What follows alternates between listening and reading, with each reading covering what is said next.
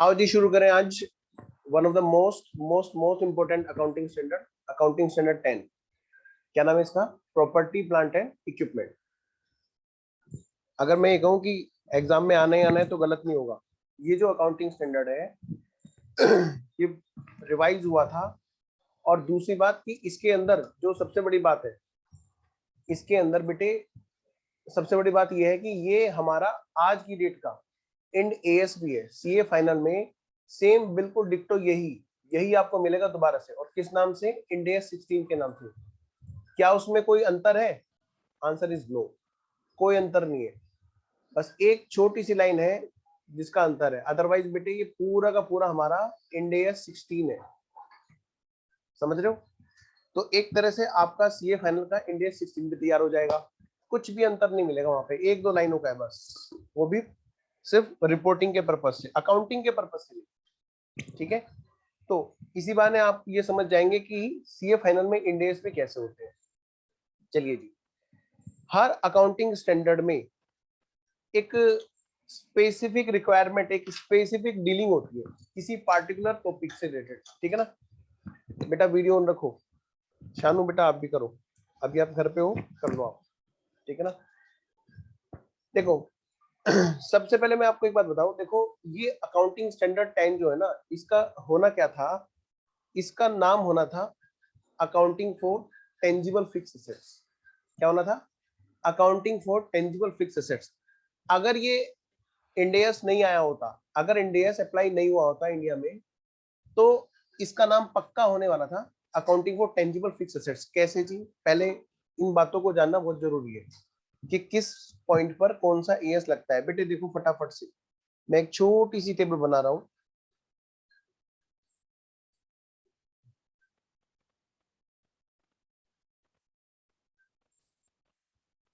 आपके यहाँ ग्रुप 1 में और ग्रुप 2 में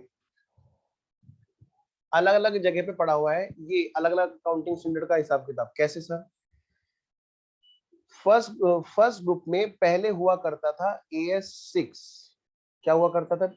अच्छा, एएस 10। एएस 10 अलग हुआ करता था, जो बताता था फिक्स असेट्स के लिए। क्या? किसके लिए बेटे? टेंजिबल फिक्स असेट्स में जब भी अमाउंट कैपिटलाइज की जाए, मतलब फिक्स एसेट्स का बढ़ना किसमें काउंट होता था? एएस 10 में, राइट फ्रॉम द बिगिनिंग। और इसको जब घटाना होता था टेंजिबल फिक्स एसेट्स को, तो एक अलग अकाउंटिंग स्टैंडर्ड है एएस 6, जिसका नाम हुआ करता था डेप्रिसिएशन। वो बात किया करता था इसको घटाने की। ठीक है, इधर सेकंड ग्रुप में बात होती है किसकी? इंटेंजिबल एसेट्स की। तो उसकी बात कहां पे है भाई? इंटेंजिबल फिक्स एसेट्स की बात कहां पर है भाई? वो है अकाउंटिंग स्टैंडर्ड 26 में, जिसका नाम है टेंजिबल फिक्स एसेट्स। ध्यान देना, बहुत ही जरूरी है ये एएस लिंक के साथ में पढ़ना। यानी प्रैक्टिकली जाओगे तो तुरंत इस एएस का एप्लीकेशन आपको करना होगा। अब अगली बात बेटा, यहां पर जब इंड एएस आया तो ये दोनों एएस क्या हुआ? उससे जस्ट पहले पहले मर्ज कर दी गई, क्योंकि इंड एएस की सारी रूपरेखा हमारे अकाउंटिंग स्टैंडर्ड में डाली जा रही है। तो हमारे एएस को पूरा इंड एएस के बेसिस पर कन्वर्ट किया जा रहा है, चेंज किया जा रहा है। ठीक है, अच्छा, यहाँ पर ये दोनों अकाउंटिंग स्टैंडर्ड मिलाकर के एक जगह कर दिए गए और नाम हुआ इसका टेंजिबल फिक्स एसेट्स के लिए। ध्यान रखना, किसके लिए बात करता है ये? टेंजिबल फिक्स एसेट्स के लिए ही बात करता है आज भी। और इसका नाम हुआ रिवाइज्ड एएस 10, रिवाइज्ड एएस 10। और यहाँ पर टेंजिबल फिक्स एसेट्स के बारे में कुछ बातें बता दी गई कि भाई इसका नाम हमें वही करना है जो सीए फाइनल में इंड एएस में पढ़ना है। क्योंकि बाहर जो इंड एएस लग रहा है वो हमारे यहाँ लग चुका है अच्छे से। बाहर जो आईएफआरएस होते हैं उनको हमारे यहाँ इंड एएस बोलते हैं, प्रॉपर्टी प्लांट्स एंड इक्विपमेंट्स। बेटे टेंजिबल जो असेट्स हैं उनको इनमें क्लासिफाई कर दिया गया, प्रॉपर्टी प्लांट्स एंड इक्विपमेंट। आप देखो कि इसके अलावा और क्या चीज है? और कुछ है ही नहीं। जैसे आपके इनकम टैक्स में 4 ब्लॉक होते हैं, है ना? कौन कौन से होते हैं? Building, plant and machinery, furniture और इंटेंजिबल एसेट्स। समझ लो इंटेंजिबल एसेट्स के अलावा जितने भी हैं सबको मर्ज कर दें तो क्या बन जाएगा? प्रॉपर्टी होगी, या फिर प्लांट होगा, या फिर इक्विपमेंट होगा। तो इसका एएस का नाम भी अकॉर्डिंगली डील कर दिया गया। तो अब जो हम पढ़ रहे हैं वो क्या है? हमारा AS10, रिवाइज AS10। और जिसका नाम क्या है बेटा?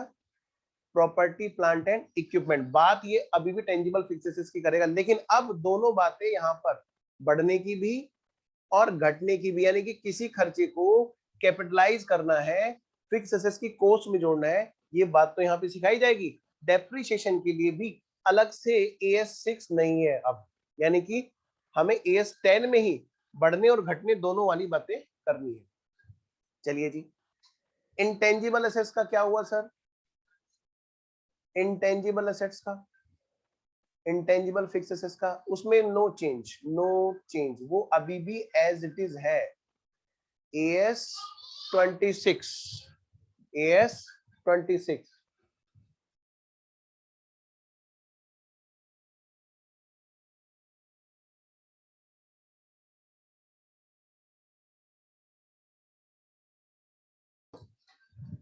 AS26 अभी भी बेटे ये AS26 ही है, ठीक है।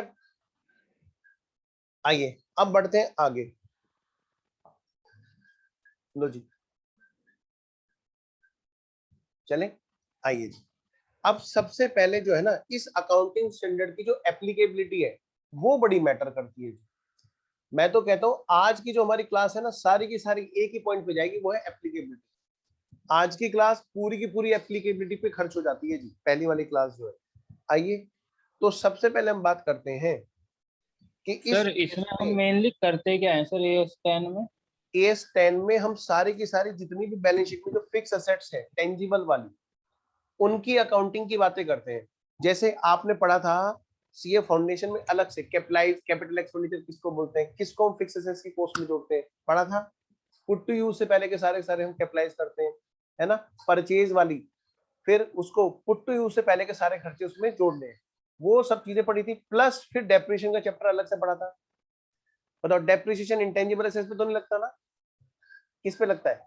टेंजिबल एसेट्स पे। तो उसी बात को यहाँ पर बताया गया है, और प्रॉपर अकाउंटिंग के लिए यहाँ पर एक कंक्लूजन दिया गया है। वो जो बातें हम फाउंडेशन लेवल पे पढ़ते हैं वो बातें अकाउंटिंग स्टैंडर्ड से ही गई हुई होती है, लेकिन वहां पर इतनी डेप्थ नहीं है, वहां पर वो सब चीजें नहीं है जो यहाँ पर है, ठीक है। वहां पर छोटा सा ट्रेलर था। बहुत सारे पॉइंट ऐसे होते हैं प्रैक्टिकल लाइफ में जो डिस्प्यूट का कारण बनते हैं अकाउंटिंग में, बहुत सारे। जैसे एक छोटा सा आपने देखा कि भाई अगर मान लिया फिक्स एसेट्स है और वो लीज पे ली गई है ना। अब ओनरशिप तो कब आएगी? ओनरशिप कब आएगी? जब लास्ट वाली इंस्टॉलमेंट पे हो जाएगी, है ना। और अगर मान लिया लास्ट वाली इंस्टॉलमेंट तक का इंतजार करें डेप्रिसिएशन लगाने के लिए परचेजर, तो भाई मैचिंग कॉन्सेप्ट खराब हो जाता है, और फिर कॉस्ट में भी ढंग से बात नहीं होती है, आपको पता है ना। तो इन जैसे एक समस्या है, तो इसका सोल्यूशन निकालने के लिए अकाउंटिंग में अकाउंटिंग स्टैंडर्ड लाए गए, ठीक है। आइए जरा, तो ऐसी बहुत सारी प्रॉब्लम थी जिन जो फिक्स एसेट्स की अकाउंटिंग से रिलेटेड थी, और उनके लिए अकाउंटिंग स्टैंडर्ड आया था। अब हम क्या करेंगे? अब हम पहले ये पढ़ेंगे ये अकाउंटिंग स्टैंडर्ड लगता किस पे और किस पे नहीं लगता है, और फिर जिन चीजों पे लगता है उनके यहाँ पर कौन कौन सी प्रॉब्लम है जिनके बारे में यहाँ पर सॉल्यूशन दिया गया है, ठीक है। शुरू करें, आइए जरा। तो फटाफट से लिखेंगे यहाँ पर सबसे पहली बात, number 1,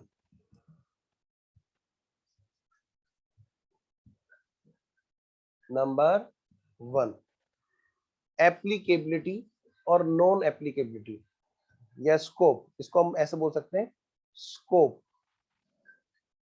of AS10 property, plant and equipment, property, plant and equipment, anyway, scope of AS10 property, plant and equipment. बेटा आइए जी, लिखते हैं फटाफट से, शुरू करते हैं। सबसे पहली बात लिखो यहां पर, एप्लीकेबिलिटी। क्या लिखोगे बेटा? एप्लीकेबिलिटी।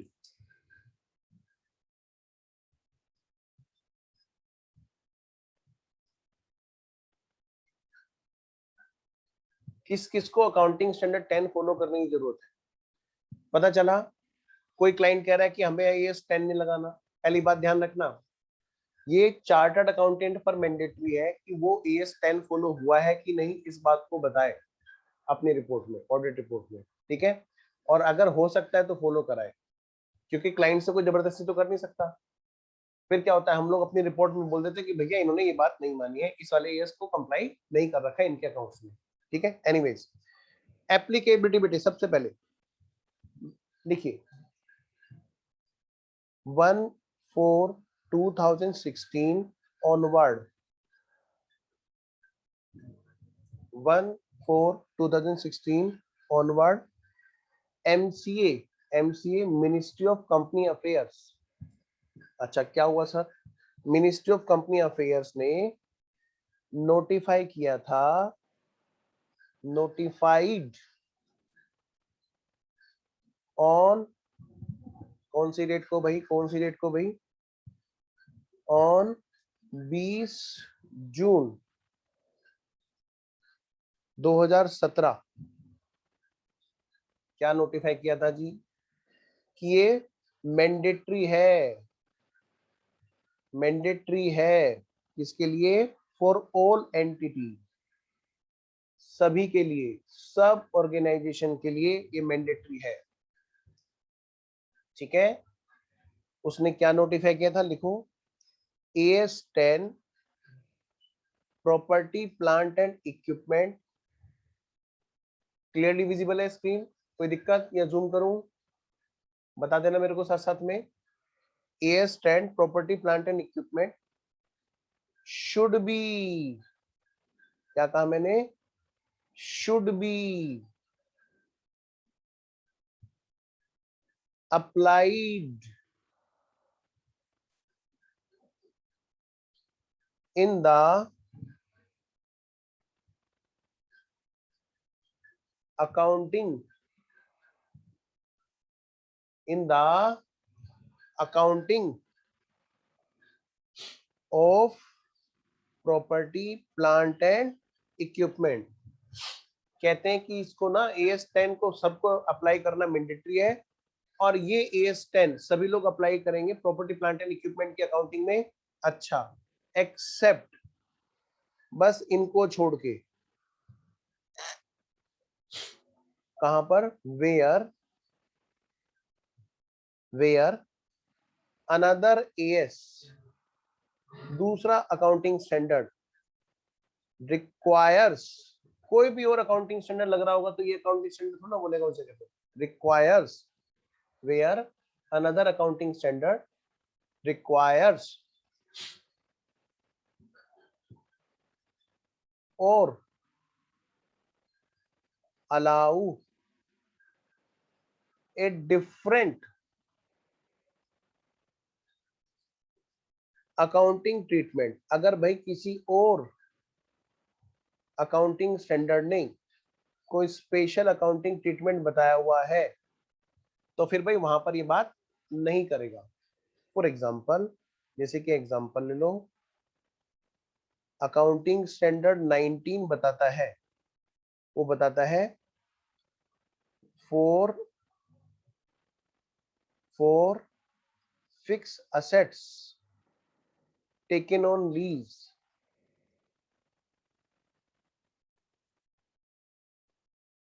लीज सर मतलब आप ये समझो जैसे कि किराया, जैसे तुमने हायर परचेज पढ़ा है ना, हाँ भाई, या तो हायर का कॉन्ट्रैक्ट बनेगा या फिर क्या, या फिर कॉन्ट्रैक्ट किसका होगा, परचेज का, दोनों में से कोई एक बात होगी, या तो हायर का कॉन्ट्रैक्ट होगा या फिर परचेज का होगा, ये है, ठीक है जी। चलो मैं आगे, आइए जी आगे चलते हैं, चलो जी और आगे चलते हैं जी। ये हो गया, हमारी स्क्रीन थोड़ी सी बड़ी हो गई, शायद वो बोर्ड काम क्या। वो है अभी एक्चुअली इसी पे करना है मेरे को आज, क्योंकि क्या होता है ना कि एक सिस्टमेटिकली चीजें लिखी रहेंगी ना तो आपको भेज भी दूंगा मैं। एनीवेज, यहाँ तक ओके है, आइए जी आगे बढ़ते हैं।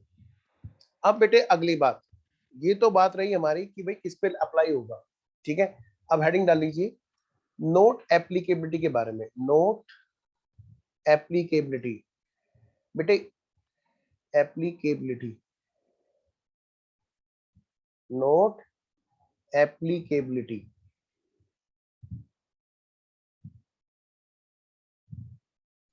किस पर अप्लाई नहीं होगा। चलो इसको नेक्स्ट पेज पे लिखाता हूं। ये तो है एप्लीकेबिलिटी और अब है नोट एप्लीकेबिलिटी।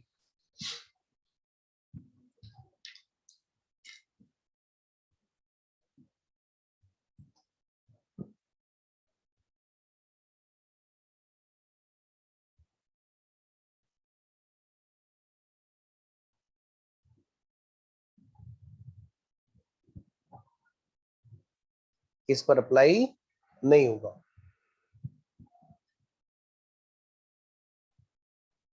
देखो नंबर 1 नहीं लगेगा जी, किस पे नहीं लगेगा। नंबर 1 ये नहीं लगेगा biological assets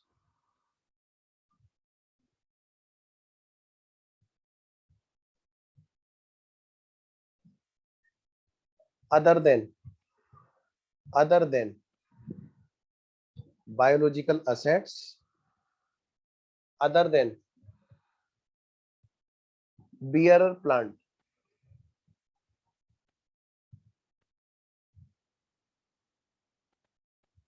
other than bearer plant। एक तो ये, ठीक है जी, नहीं लगेगा biological assets other than bearer plant. और दूसरा नहीं लगेगा किस पे जी, वेस्टिंग असेट्स। और साथ में नहीं लगेगा ये वेस्टिंग असेट्स पर। अब ये होते क्या है बेटा, बड़ा लंबा टॉपिक है ये बायोलॉजिकल असेट्स और वेस्टिंग असेट्स का। जब ये आया था तो पूरी तरह क्लियर नहीं था, ठीक है, लेकिन इसका एक बड़ा अच्छा तरीका है। अगर आप इसको थोड़ा सा जैसे मैं कहूँ वैसे करना, चलो मतलब बिल्कुल समझ लो, सब्जेक्ट से हटके पहले बात करनी है। शुरू करें, नोटेड। चलिए आइए बात करते हैं। लो जी मुझे बताना जल्दी से, तुमने कौन सी साइड ले रखी थी। तुम अजीब सी बात लगेगी, बताओ कौन सी साइड ले रखी थी। कॉमर्स, कॉमर्स ही तो ले रखी है। हाँ तभी तो सीए कर रहे हैं। और नहीं भी हो अदर साइड से आएंगे तो भी तो फिर बेसिक क्लियर करके तब हम फिर से आ जाते हैं। एक और साइड होती है पता है आपको, साइंस साइड। एक और साइड होती है आर्ट साइड। साइंस साइड में पता है, मैं भी पहले 9th क्लास में साइंस साइड में था।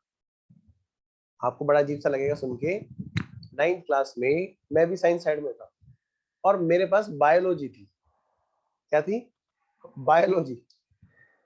फिजिक्स भी था चलो, लेकिन उसमें क्या होता है कि उसमें मजा नहीं आता था मेरे को। वो H2SO4 फॉर्मूले मिलाते रहो, परखनली लो। 10 तक तो सबके पास होती है ना, है 10 तक तो सबके पास होती है ना। एक्चुअली क्या है, सीबीएसई बोर्ड में और यूपी बोर्ड के पैटर्न में फर्क है। यूपी बोर्ड में 9 से ही, हम लोग यूपी बोर्ड से थे, 9 से ही साइड मिल जाती है, ठीक है। तो वहां पे क्या होता था कि हम लोग लैब में लगे रहा करते थे।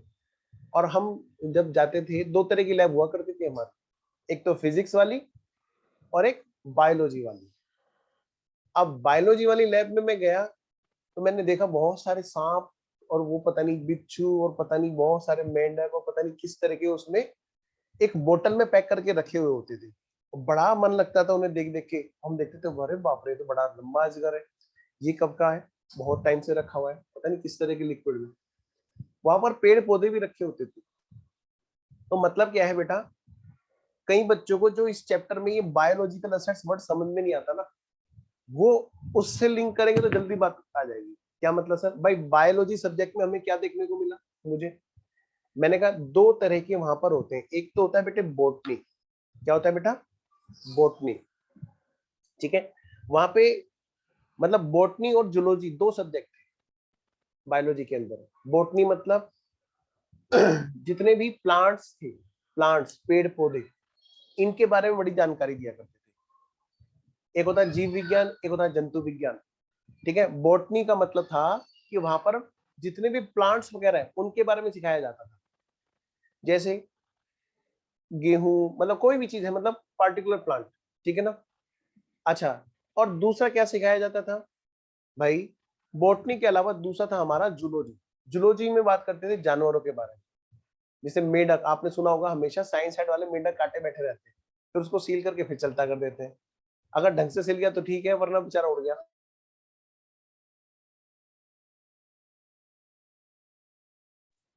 तो दो तरह के वहां पर सिस्टम थे, एक तो पेड़ पौधों के बारे में, और दूसरा किसके बारे में, जानवरों के बारे में।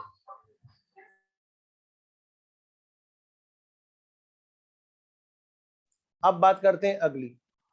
अब बेटे उसी से बना है बायोलॉजिकल असेट्स।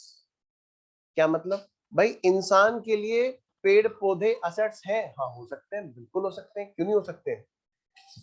अच्छा, और दूसरा जो है, दूसरा जानवर भी असेट्स हो सकते हैं, हाँ है ना।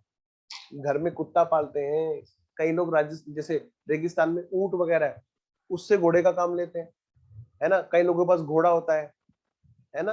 गाय भैंस, क्यों भाई प्रिंस, गलत तो नहीं कह रहा।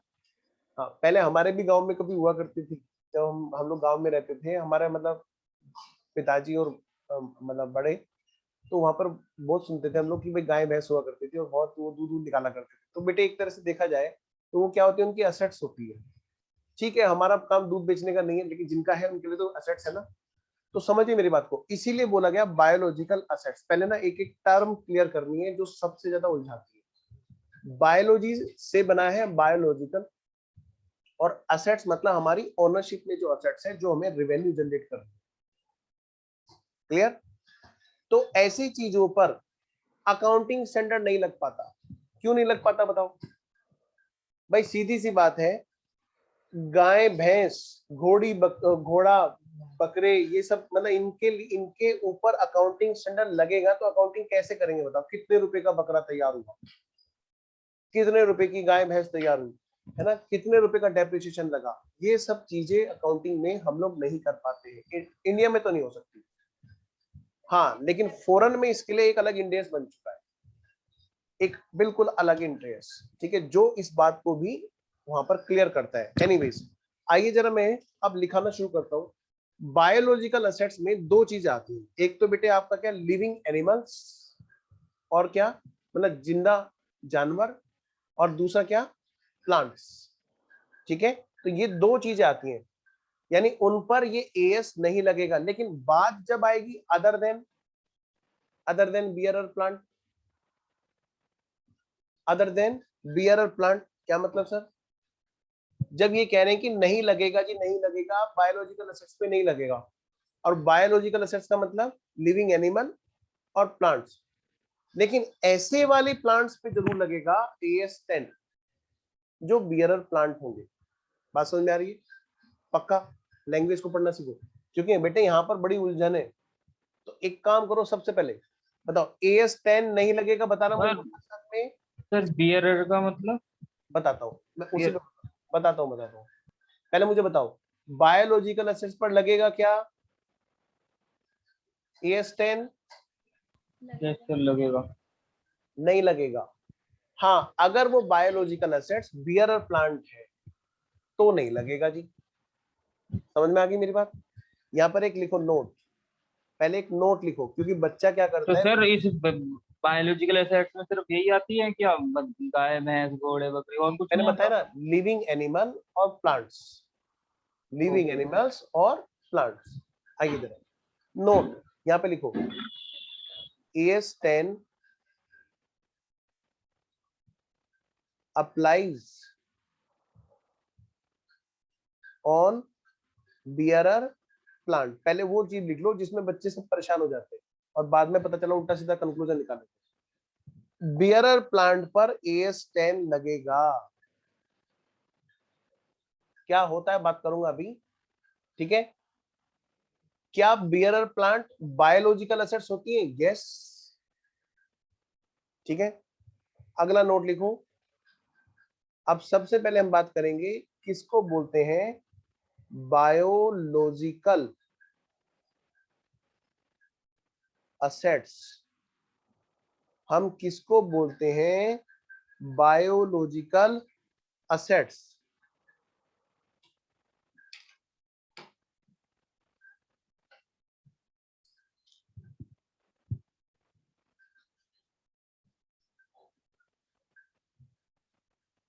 पहले यहां पे लिखो बायोलॉजिकल असेट्स में दो चीज आती है।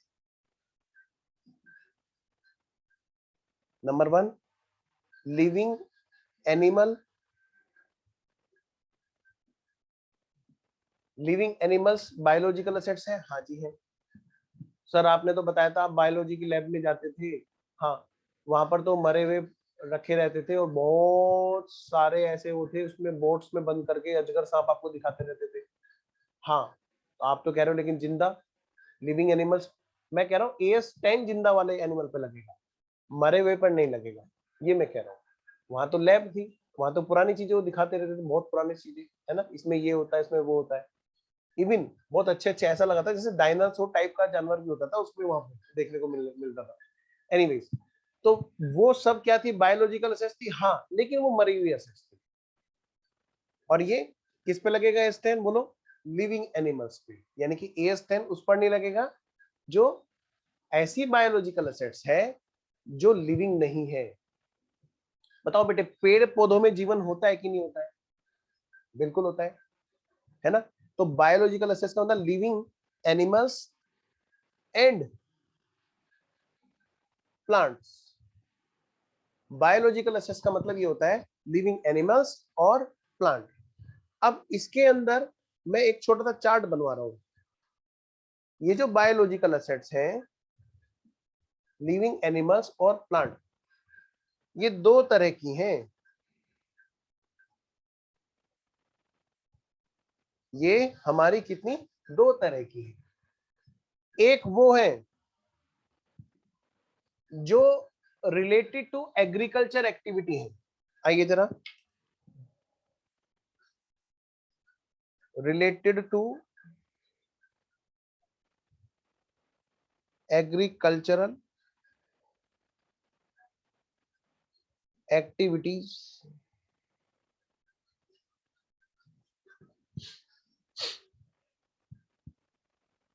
और दूसरी है अदर्स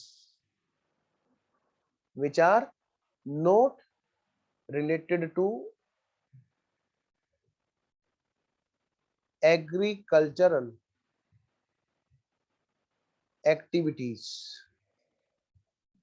भाई जो एग्रीकल्चरल एक्टिविटी से रिलेटेड है, कहते हैं उस पे नहीं बात कर रहे हम। AS10 उन पर नहीं लगेगा। लिखिए यहाँ पर AS10 उन वाले बायोलॉजिकल असेट्स, उन वाले लिविंग एनिमल्स, जैसे खेतों में बेटे बैल भी चलता है ना, गांव में जाते हैं तो उनको पता होगा, वो बुग्गी वगैरह से वहां पे उसमें बेटे भैंसा भी लगता है। तो वो क्या करता है, वो चारा लेकर के गांव से, मतलब फसल को लेकर के घर तक लाने का काम करता है बुग्गी से, है ना। कभी मिट्टी ढोते हैं वहां पे, है ना, मिट्टी डाली जाती है तो वो भी उसमें डालते हैं बुग्गी वगैरह में। तो वो जो बायोलॉजिकल असेट्स यूज हो रही है ना, गाय भैंस, ऐसा भैंसा जो बुग्गी से काम कर रहा है उसको, है ना, उन पर AS10 नहीं लगेगा। भले ही वो लिविंग एनिमल हो, भले ही वो बायोलॉजिकल असेट्स हो, उन पर नहीं लगेगा। अच्छा, जो खेती कर रखे हैं हमने, जो पेड़ पौधे वगैरह, उन पर भी नहीं लगेगा जी। अच्छा, लेकिन जो अदर्स है, अदर्स है जिनका, अदर्स पर AS10 लगेगा, यानी इस पर नहीं लगेगा, यानी कि नोट अप्लाइज, और AS10 यहां पर लगेगा, अप्लाइज, इन पर लगेगा। बेटे बहुत समझ लो, सबसे ज्यादा अगर मेन डिस्कशन का पॉइंट है तो वो यही है। आइए एग्जांपल लेते हैं। सर, ऐसी कौन सी असेट्स हैं जिन पर AS10 लगेगा और जो लिविंग एनिमल्स हैं? बेटा वीडियो ऑन करो भाई, ऐसे नहीं भाई, वीडियो ऑन करो। समय, शानू,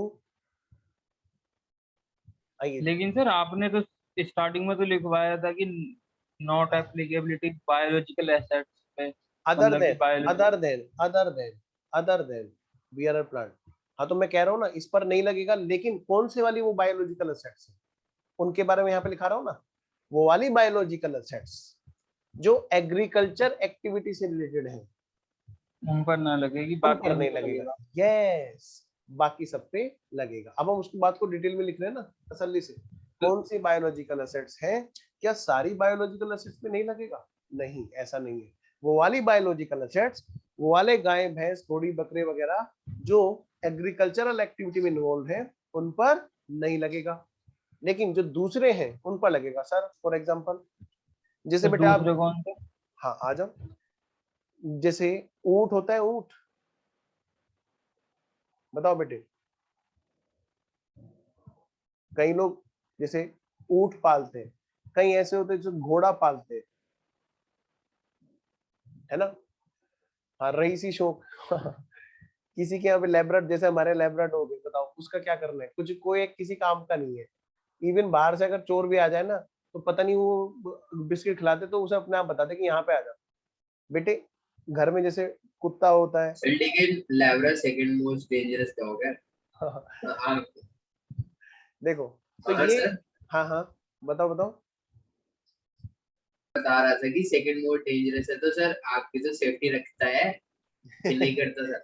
वो बस खा पी के मेरी तरह हो रहा है, बस दिखने में बड़ा भारी दिखता है, वरना है कुछ नहीं अंदर से। आओ जरा बेटे, ये देखो, ये ऐसी बायोलॉजिकल एसेट्स हैं, मतलब लिविंग एनिमल्स जो एग्रीकल्चर एक्टिविटी में काम नहीं आती। ठीक है, अब ये मत कहना कि सर कुत्ता तो सर हमारे साथ खेत पे जाता है। भाई वो खेती थोड़ा ना करता है ना। वो तो भैंसा लगा रहता है बेचारा, या फिर बैल लगा होता है ना, जिसके सहारे हल को हम खेत को जोता करते हैं। एनीवेज, इन पर AS10 लगेगा क्या? तो लेकिन इन सर इन पर पे कैसे लगेगा? ये कुत्ता कितने रुपए का हुआ सर, ऐसे कैसे लग जाएगा? तो इससे आता हूँ, अब मैं बताता हूँ। देखो एक्चुअली क्या है, सर, मेरे घर के जो सामने रहते हैं ना, वो हाथी खेती तो करते हैं वो, बट हाँ सर उनके घर में यही है कि उनके यहाँ पे अगर किसी कुत्ते को पूरे गांव में जगह नहीं मिली है तो वो उनके घर पे आ जाते हैं। सर 15-20 कुत्ते रहते हैं, तो उन पे क्या AS10 बात लगेगा? है? अब मैं बताता हूँ वो। देखो, अब AS10 लगने के लिए हमारा बेसिक कॉन्सेप्ट क्या है, आगे जाके हम बात करेंगे। फिक्स एसेट्स, ये क्या हमारी फिक्स एसेट्स, तभी तो AS10 लगेगा। उससे हम कोई प्रोडक्शन कर रहे हैं क्या? अगर खेती कर रहे हैं तो नहीं लगेगा, लेकिन ऐसी फिक्स एसेट्स जो हमारे लिए रिवेन्यू जनरेट कर रही है, सिर्फ वो हमारी फिक्स एसेट्स कहलाती है। बताओ मेरे घर में लेबर है, मैं उसे फिक्स एसेट बोल दूंगा? उसने लायक हो तो मैं कुछ भी ना बोलूं, तो खाता है नहीं बस सर, लेट जाता है ना। वो तो किसी काम में भी नहीं आता, बस बस बाहर घुमा लो और यहाँ बिठा लो बस, ठीक है ना। दिखने में हाथी जैसा दिखता है। खैर, तो ये क्या है हमारी, ये हमारी फिक्स एसेट्स कहलाने लायक नहीं होती, क्योंकि हम उनसे रिवेन्यू जनरेट नहीं कर रहे होते। बताओ वो कभी आता है उसकी वजह से कोई एक भी बच्चा बुला के लाता है बाहर से, चल भाई चल हमारे जो भैया है वो सी पढ़ाई कराते हैं, एक रिवेन्यू नहीं जनरेट करता है, तो बताओ फिर मैं उसको एसेट्स कैसे बोलता हूँ, है ना। एनीवे, चलो मजाक की बात रही। तो बेटे ऐसी बायोलॉजिकल एसेट्स, नहीं आ रही बेटा, आपकी आवाज नहीं आ रही शानू, आवाज नहीं आ रही, आपके माइक गड़बड़ होगा। एनीवेज आइए, तो मैं ये कह रहा हूं बेटा, ऐसी बायोलॉजिकल एसेट्स, माइंड में एकदम पिक्चर घूम जानी चाहिए, जैसे खेतों में चलता हुआ बैल समझ में आना चाहिए, है ना। तो वो चीज हमें दिख रही है कि हाँ भाई वो चीज किस लिए है बेटा, उसमें ऐसे केस में क्या है बेटा, उन पर अप्लाई नहीं होगा। हाँ, समझ लिविंग एसेट्स, लिविंग एनिमल्स में वो वाले आएंगे जो रेवेन्यू जनरेट कर रहे हैं हमारे, उन पर AS10 लगेगा। वेरी गुड, उन पे AS10 लगेगा। यस। अच्छा, और लेकिन वो रिवेन्यू कैसा, खेती वाला नहीं, एग्रीकल्चर वाला नहीं, ठीक है। मैंने कहा ना, आज का लेक्चर ये इसी के नाम पे जाता है। हमेशा आप कहीं भी देख लो, कोई भी पढ़ाता हो, लगभग 1.5 लेक्चर तक खींचता है, लेकिन कोई बात नहीं, हमारा काम एक लेक्चर में हो जाएगा। तो सर एप्लीकेबिलिटी और नॉन एप्लीकेबिलिटी मेन है, बाकी सब तो आराम की चीजें। हाँ बेटा बोलो। सर लेकिन जब ये वो अच्छा भी तो वहां जो गाय भैंस होते हैं, हाँ सर। एक मिनट,